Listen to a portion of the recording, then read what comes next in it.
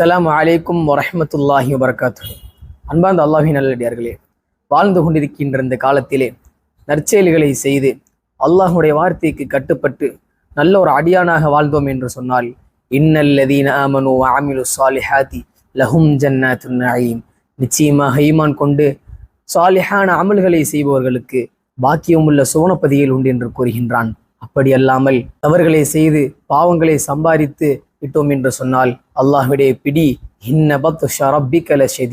நிச்சயமாக உம்முடைய இறைவனுடைய பிடி மிக கடினமான ஆகும் என்று கூறுகின்றான். அன்பார்ந்தவர்களே, அந்த பிடி என்பது மிக ஒரு சாதாரணமான ஒரு காரியம் அல்ல.